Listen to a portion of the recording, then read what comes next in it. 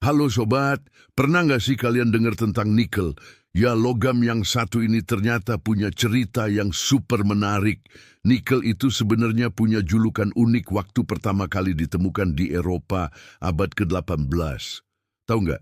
Namanya Kupfernikel atau tembaga setan. Kenapa disebut setan? Karena para penambang waktu itu bingung, kirain tembaga tapi kok susah banget diolahnya. Nah, siapa sangka logam yang awalnya bikin frustasi ini sekarang jadi primadona dunia. Nikel jadi bahan super penting buat bikin baja anti karat. Dan yang lagi hits banget, baterai mobil listrik.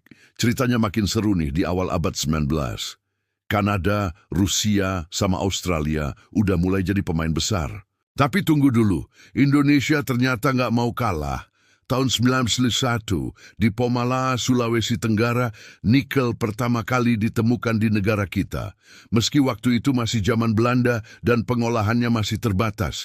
Yang keren, baru di tahun 1960-an, tambang Pomala mulai serius digarap.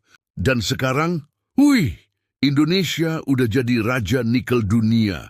Kita punya tambang-tambang besar di Sulawesi, Maluku Utara, sampai Papua. Tapi sobat, dengan kekayaan ini kita juga harus pinter-pinter. Indonesia sekarang nggak cuma ngejual nikel mentah aja, tapi udah mulai bikin pabrik smelter dan pabrik baterai mobil listrik.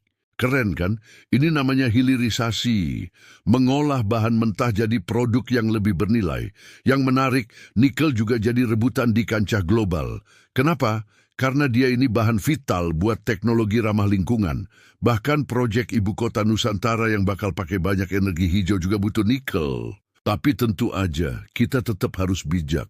Isu lingkungan dan kesejahteraan masyarakat sekitar tambang harus diperhatikan.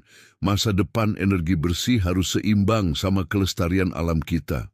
Nah, gimana sobat? Seru kan perjalanan si nikel dari tembaga setan sampai jadi logam masa depan?